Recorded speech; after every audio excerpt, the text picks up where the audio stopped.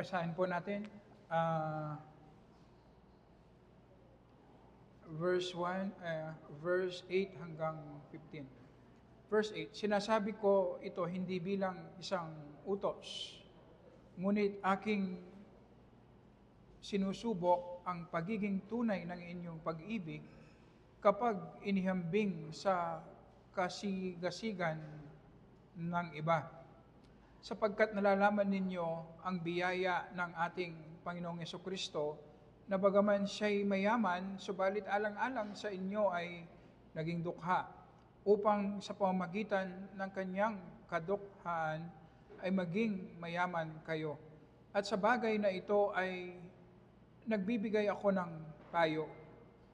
Pinakamabuti para sa inyo ngayon na tapusin ang sinimulan ninyo ng nakaraang taon, hindi lamang upang gumawa, kundi magkaroon ng pagnanais na gumawa.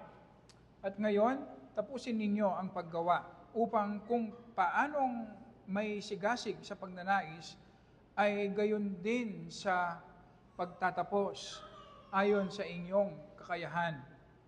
12. Sapagkat kung mayroong pagnanais, tinatanggap ang kaloob ayon sa tinataglay, capacity, at hindi ayon sa hindi tinataglay, capacity.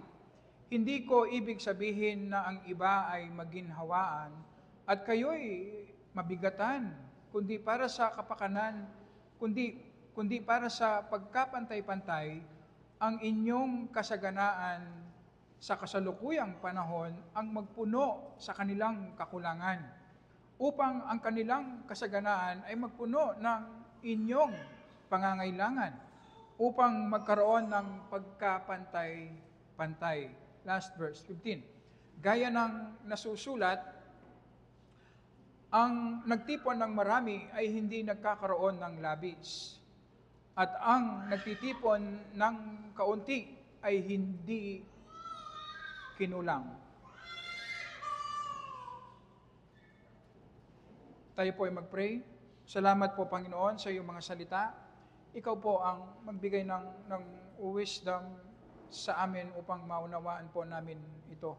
Panginoon, at ang iyong church ay magbigay, magkaloob, Panginoon, na acceptable at nagbibigay ng luwalhati sa iyong pangalan. Sa pangalan po ng aming Panginoong Yesus. Amen. Pagkatapos gawing illustration, example ni Apostol Pablo ang sacrificial giving ng mga Macedonians na sa kabila ng persecution, labis na kahirapan, dahil sa biyaya ng Panginoon sa kanila ay sila pa ang nagkusa, nagpilit kay Apostol Pablo na makisama sa pagkakaloob upang matulungan ang mga Kristiyano sa Jerusalem na nakakaranas ng taggutom, famine. Ngayon, sa verse 8, possible na magkaroon ng kaisipan ang mga Corinthians na para bang ang pagkakaloob ngayon ay sapilitan. Kasi kung nagkaloob ang mga Macedonians, nakusa at ginamit na illustration ni Apostol Pablo, para bang ngayon ang sinasabi ni Apostol Pablo, kayo din kailangan magkaloob din ng ganyan. So ang sabi ni Apostol Pablo sa verse 8, sinasabi ko ito, ang pagkakaloob na sinasabi niya, hindi bilang isang utos. Ngunit aking sinusubok ang pagiging tunay ng inyong pag-iibig kapag inihambing sa kasigasigan ng iba. So makikita natin, merong utos sa Bible talaga na kailangan tayong magkaloob. Makikita natin mamaya. Pero kapag ginagawa natin ang pagkakaloob, kailangan po hindi dahil iniuutos lang. Hindi dahil ginagawa ng iba. Dahil lang katabi mo ay nagkakaloob, kailangan magkaloob ka rin. Hindi po ganyan ang tamang kaisipan. Kasi importante ang motive. Ang sabi ni Apostol Pablo, gusto niyang subukan, i-test sa pamamagitan ng kanilang pagkakaloob ng mga Corinthians kung tunay nga ba ang kanilang pag-ibig. So ang ibig sabihin, ang giving na acceptable sa Diyos, kailangan po nanggagaling sa pag-ibig. importante po ang motibo. Kung paanong importante ang amount, importante rin po ang motibo sa ating pagkakaloob. At ang giving na acceptable sa Diyos, kung paanong kinommend ni Apostol Pablo ang mga Macedonians na ang kanilang pagkakaloob ay biyaya ng Diyos, galing sa biyaya ng Diyos, ganun din ang ating giving kapag rooted sa ating right understanding sa pag-ibig ng Diyos sa atin, at bilang tugon ay iibigin natin ang Diyos, at part ng ating pag-ibig ay magkakaloob tayo generously, yan po ay acceptable, magiging acceptable sa Diyos. So napaka-importante po na hindi po sa pilitan ang giving. Sana po wag niyong makuha ng gano'n na kailangan nating magkaloob kahit hindi natin gusto. Hindi po gano'n. Tignan po natin ang ating giving na sukatan ng ating pag-ibig sa Panginoon.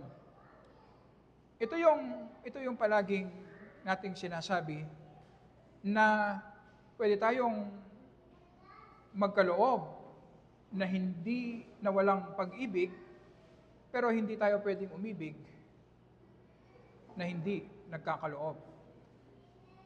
Tingnan natin ang giving na sukatan ng ating pag-ibig sa Diyos. Ito yung magandang sukatan ng ating pag-ibig. Madaling sabihin na mahal natin ang Diyos. Pero ang tunay na makapagsasabi ng level o growth ng ating pag-ibig ay ang ating giving. At yun na nagsasabi ng totoo. Hindi nagsisinungaling ang ating giving.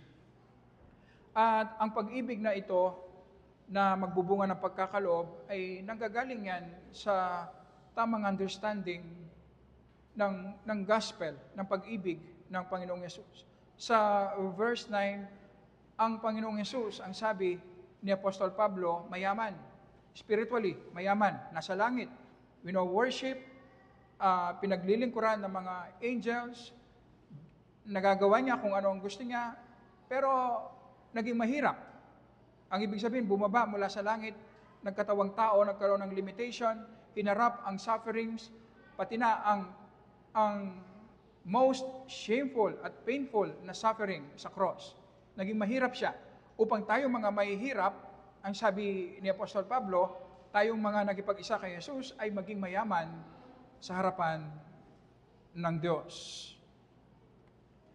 So ang ating giving ay tugon lamang natin sa unang pagkakaloob ng Diyos sa atin.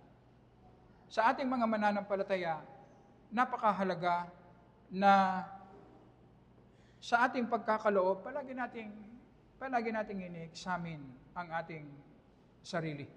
Ano ba yung motive natin?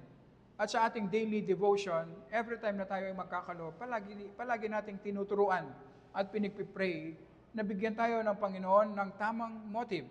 Kasi napakadali ang magkaroon ng maling motibo. Napakadali ang magkaroon ng maling motibo. Importante na sa ating devotion, sinishape natin ang ating mind, ang ating heart, kino-condition natin na minemeditate natin ang kaligtasan na nakamit ng ating Panginoong Yesus. Iniwan niya ang langit, namatay sa cross, upang ako na mahirap, dukha ay maging mayaman sa harapan ng Diyos. Kung naibigay ng aking Panginoong Yesus ang lahat na meron siya, kasama ang kanyang buhay nung siya ay namatay sa cross para sa akin na hindi deserving, kapag mineditate natin yan, pinag-aralan natin yan, pinag-pray natin, at sa tulong ng Holy Spirit maging totoo sa ating mga puso. Alam niyo po ba, hindi man tayo kailangan pilitin sa pagkakaloob. Hindi. Tayo mismo ang magkukusa kamukha ng mga Macedonians na kailangan nating magkaloob. Kung naibigay ng Panginoong Yesus ang kanyang lahat para sa akin na hindi deserving, Maliit na bagay lamang kung ibigay ko ang aking buhay, ang aking kalakasan, ang aking resources, ang aking kayamanan para sa Panginoon. At kapag meron tayong ganong klaseng understanding ng gospel, ito yung mag-empower sa atin. Magkakaroon tayo ng right motive, magkakaroon tayo ng power na magkaloob ng generous sa ating pagkakaloob. So makikita po natin ang isang reason kung bakit mahirap ang magkaloob kasi hindi natin naunawaan ang unang pagkakaloob ng ating Panginoong Yesus. Hindi natin naunawaan. Madaling sabihin, madaling i-preach, madaling i-claim, pero ito po yung tunay na magsasabi kung talagang naunawaan natin ang ating giving. Hindi magsisinungaling ang ating bibig, madalas nagsisinungaling yan, pero ang ating giving, hindi yan magsisinungaling. Yan ang tunay na sukatan ng ating pag-ibig sa Panginoon. So kung halimbawa sinasabi natin, mahal natin ang Panginoon, pero ayaw naman natin magkaloob, ang ibig sabihin, hindi totoo yung sinasabi natin. Hindi totoo. Kaya critical ang giving sa buhay ng isang Kristiyano.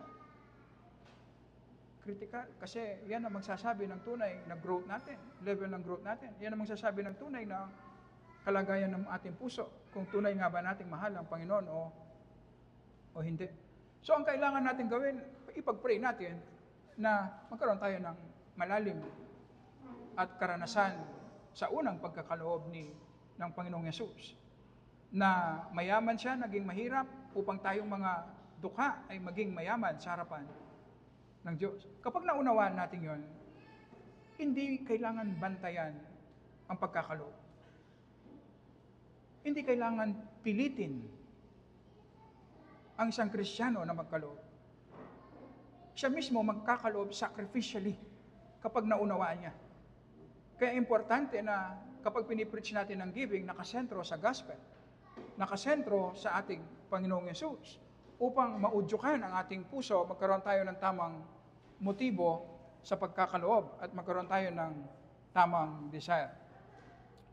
Sa 8 to 10, o 10 to 11, at sa bagay na ito ay nagbibigay ako ng payo. Pinakamabuti para sa inyo ngayon na tapusin ang sinimulan ninyo ng nakaraang taon, hindi lamang upang gumawa, kundi magkaroon ng pagnanais na gumawa. At ngayon, tapusin ninyo ang paggawa upang kung papaanong may sigasig sa pagnanais, ay gayon din sa pagtatapos, ayon sa inyong kakayahan. So ang situation ng mga Corinthians, last year pa, sila ay nagplano, nag-desire na magkaloob para tulungan ng mga Kristiyano sa Jerusalem. Nagkaroon ng problema, posible dahil sa mga false teachers na nakapasok sa mga iglesia sa Corinto, kaya nasira ang relationship nila kay Apostol Pablo, na delay ang kanilang giving. Posible din dahil sa katamaran o negligence, nakalimutan nilang tapusin ang kanilang ipinangako.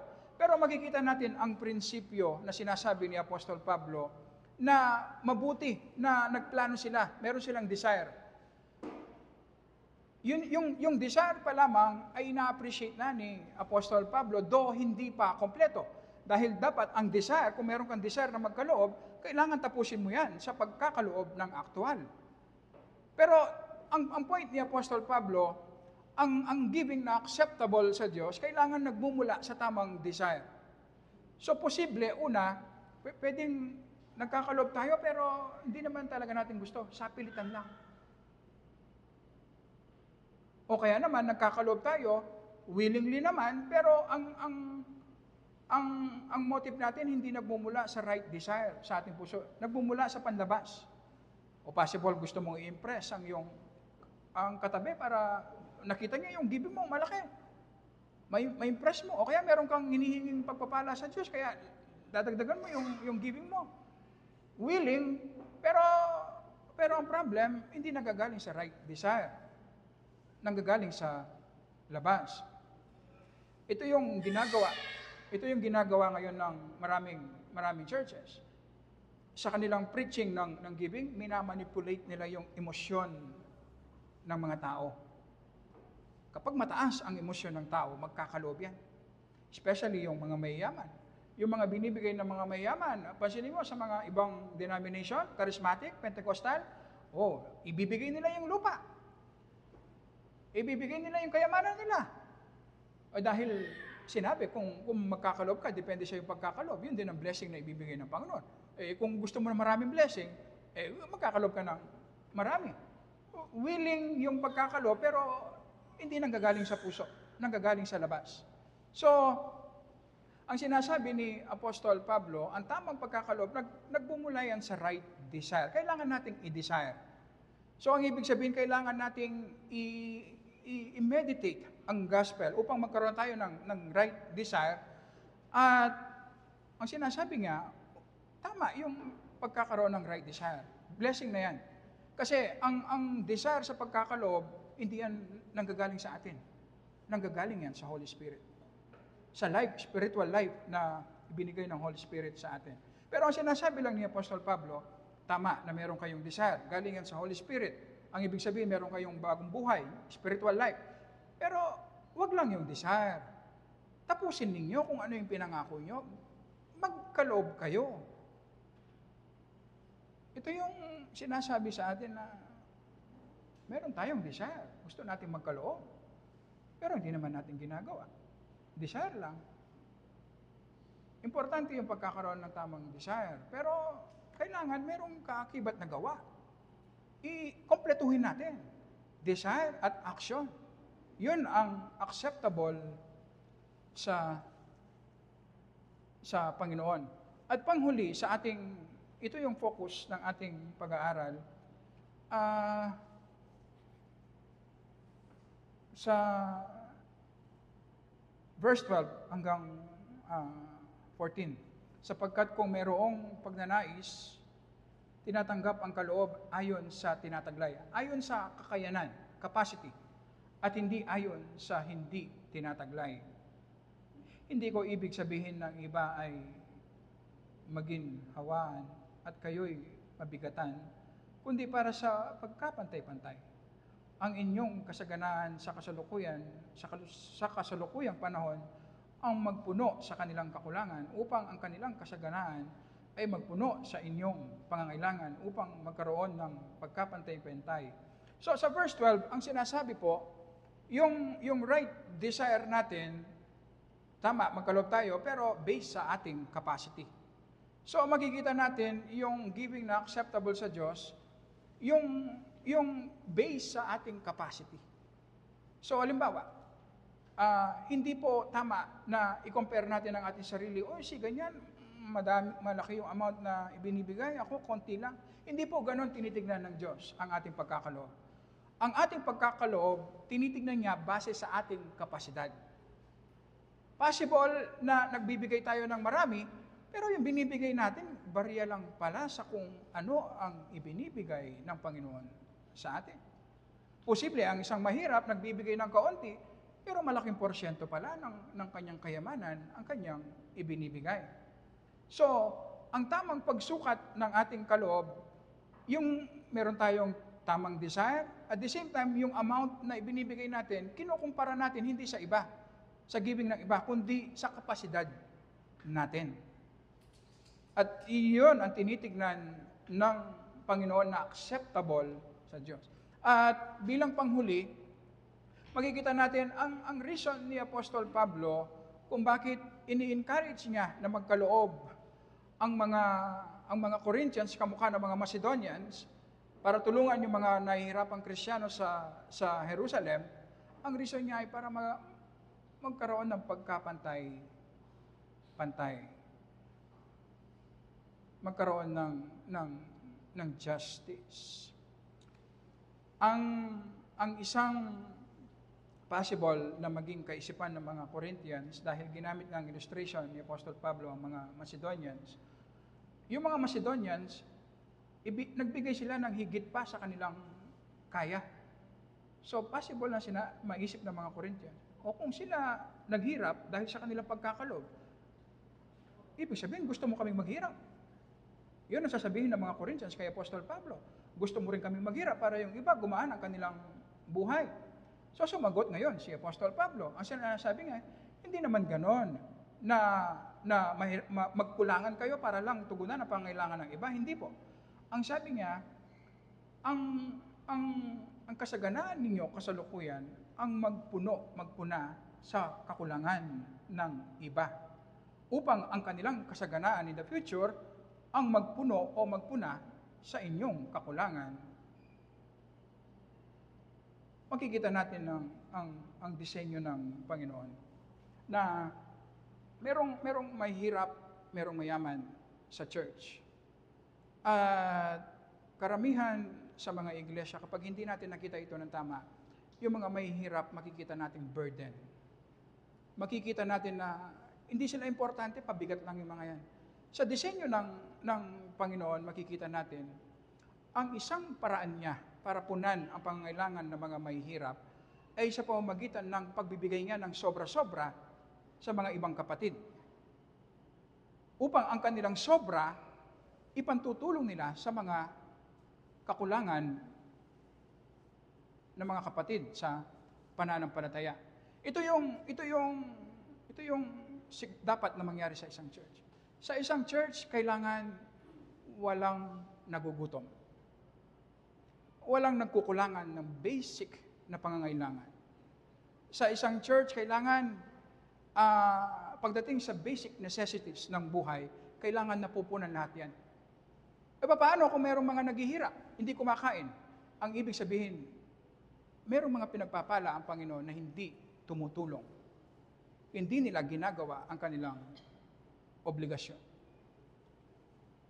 Hindi po sinasabi ng Panginoon na kung meron kang sasakyan, ibenta mo. Kasi yung kapatid mo walang sasakyan, so pantay-pantay tayo.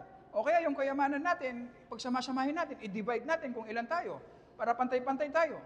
Hindi po, hindi ganon ang sinasabi. Ang sinasabi lang, ganito ang magandang example.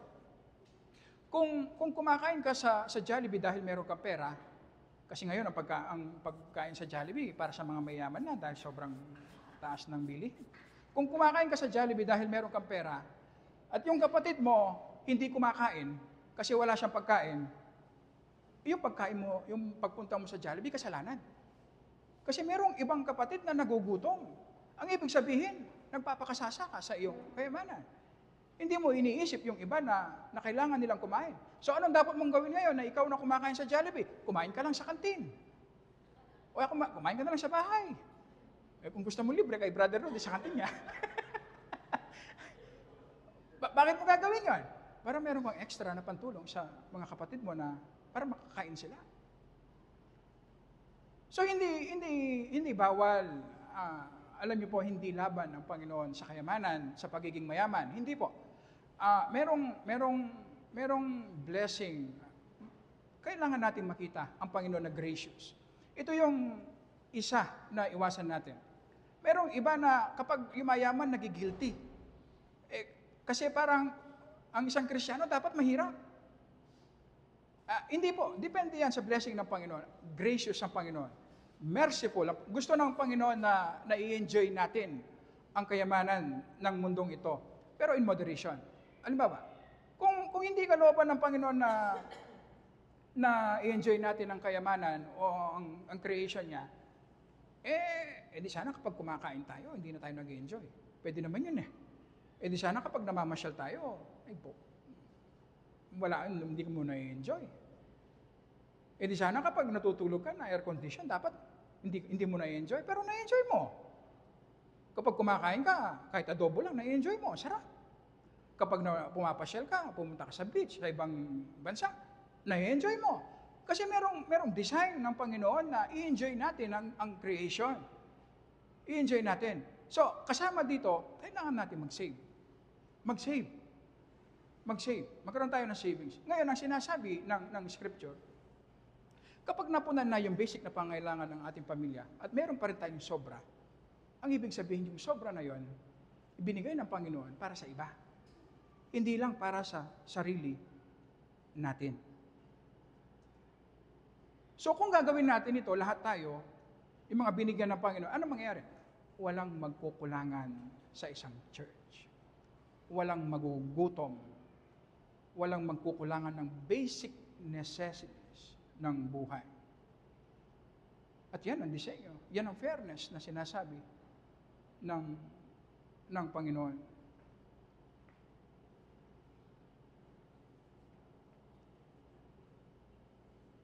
Sa ibang church, at ito yung gusto natin gawin, meron silang tinatawag na Mercy Ministry Fund. Ang ibig sabihin, tuwing Lord's Supper, nagko-contribute sila ng separate para ipantulong. Ang maganda kasi kapag ganito yung ginagawa natin, merong individual, merong mga, kapag dumami yung mga deacons natin sa church, merong mga deacons na sila yung nagmamanage ng Mercy Ministry Fund na ito. Ang maganda kasi, nakikita nila yung lahat ng mga nangangailangan. Hindi po kamukha kapag individual na member ka lang, hindi mo nakikita yung buong picture ng church. At yung tamang pagtulong, ginagawa nila sa paraan na kung merong mali, binibigyan din ng advice. Halimbawa, ito yung madalas. Kapag tinutulungan mo yung isang kapatid na nangangailangan, pag binigyan mo ng tulong, imbes na gamitin sa tama, ginamit pa sa hindi tama. Hindi good steward. O ikaw ngayon na tumutulong, mawalan ka ng gana.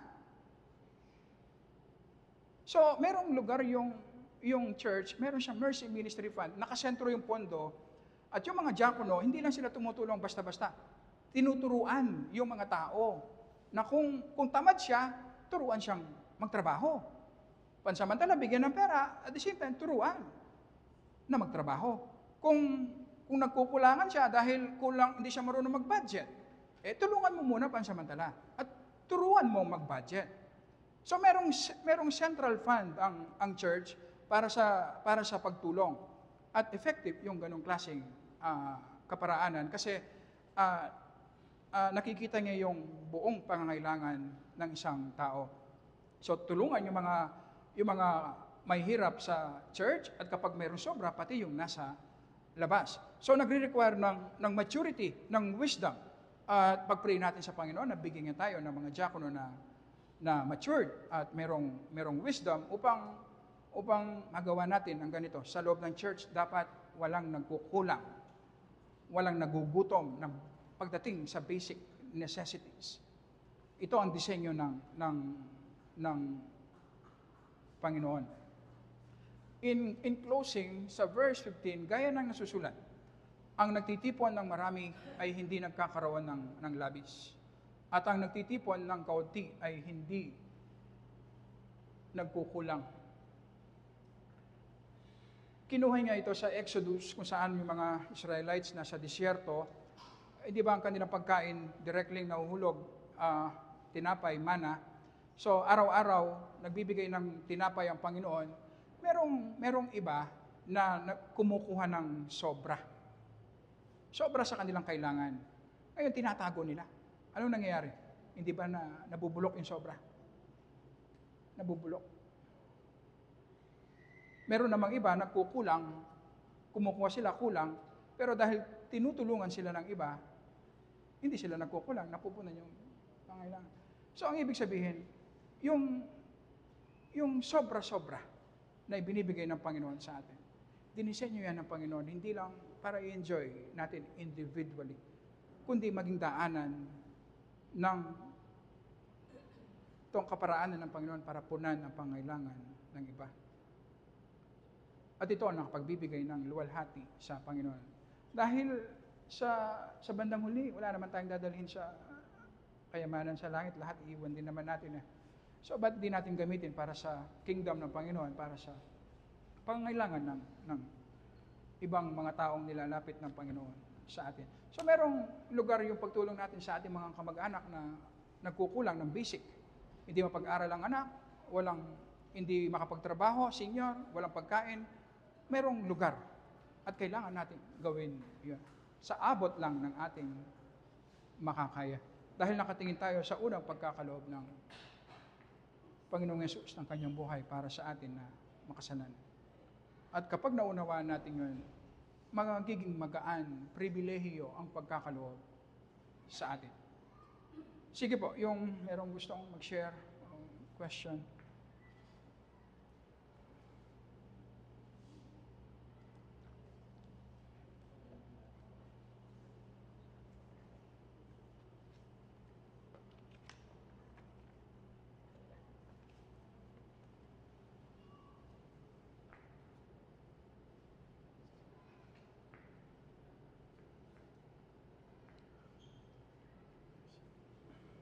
Si Sister Juliet, suki natin yan. Salamat po sa ay gusto ko lang naalala ko tayo ng trabaho ko. Nakakapag-kites. Although, kasi nung time sa grade ay, ilalagay mo yung pangalan mo para alam niyo kung sino yung pinili eh. Oo, ako na. Minomonitor na. Ako, salamat sa Panginoon, nangingi ako ilagay. Although, nakakapagbigay ako pay ko 10% nakakapagbigay ako. Hindi ko ilalagay yung pangalan ko, hindi ko ilalagay yung ano. Pero ang sa akin ngayon, habang nalalaman ko, mali pa rin pala. Kasi iba yung motibo ko. Ngayon ko kasi naiintindihan ko kung bakit yung magbibigay, dahil bilang gratitude mo sa Panginoon sa ginawa sa buhay mo. Dati ko yung nagbibigay ako, kasi may gusto ko sumunod sa pagtatides. Yun lang po yung sa akin. Hindi ako yung pagkaunawa. Iyon ang gusto po nating magawa sa church, na nagkakaloob tayo dahil naunawaan natin kung bakit. Hindi yung sapilitan, hindi dahil merong nagbabantay, hindi dahil merong bully sa tabi mo na binubuli ka dahil hindi ka nagkakaloob. Hindi po. Nagkakaloob tayo dahil naunawaan natin ang unang pagkakaloob ng Panginoong Yesus sa krus para sa atin na makasalanan. Kapag naunawaan natin yon, hindi kailangan bantayan ng giving. Kusa. Ngayon, kung wala rin nagbabantay, bakit pa ako magkakaloob? Ang problem, yan ang sukatan ng iyong spiritual na maturity. Kung hindi ka nakakalob dahil wala nagbabantay, ang ibig sabihin, hindi mo mahal ang Panginoon. Ano pang sense na pumupunta ka sa church? Ano pang sense na binabasa mo yung Bible mo? Ang ibig sabihin, sinungaling ka rin. Sinasabi mo mahal mo ang Panginoon, hindi ka naman nagkakalob. So mabigat yung implication. Kung naunawaan natin, kahit wala nagbabantay, magkakalob tayo dahil sa pag-ibig natin sa Panginoon. Isa mo po gusto. Bakit po kaya hindi ginawa ng Panginoon na pare-pareha na lang kayo? Kasi kung pare-parehas, una, hindi tayo magkakaroon ng opportunity na ipakita yung love, yung mercy. Kailan ba nakikita yung mercy? Kapag meron tayo nakikita na nagkukulang. Di ba ang mercy ng Panginoon sa atin, makasalanan tayo, hindi natin kayang iligtas ang ating sarili, miserable, papunta tayo sa impyerno. Pero dahil sa awa ng Panginoon, gumawa siya ng paraan para tulungan niya tayo. Ibinigay niya ang kanyang anak. Ngayon, paano natin madidisplay sa church ang ganong klaseng mercy? Kapag merong nangangailangan. Kung lahat tayo pantay-pantay, walang nangangailangan, hindi makikita ang mercy, ang grace, ang love. So opportunity na kapag sa church nagtutulungan ng magkakapatid, walang nagugutom, ang ibig sabihin na unawaan natin ang gospel. Yun ang ibig sabihin. Ina-apply natin ang gospel. So, namamagnify ang glory ng Panginoon. Nag-glorify ang Panginoon.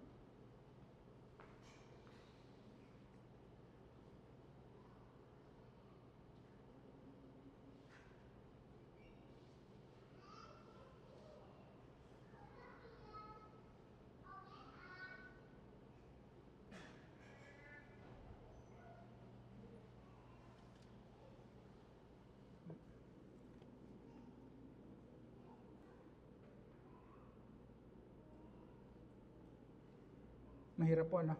Giving. Nagre-require na maturity. So, hindi siya basta giving. Nag-reflection siya ng ating maturity, ng understanding natin ng gospel. So, spiritual problem yan. Hindi yan problema sa budgeting. Spiritual problem. At yun ang gusto nating i-address, yung spiritual problem. So, kung wala na pong question, si Brother Elvis, isara tayo sa panalangin.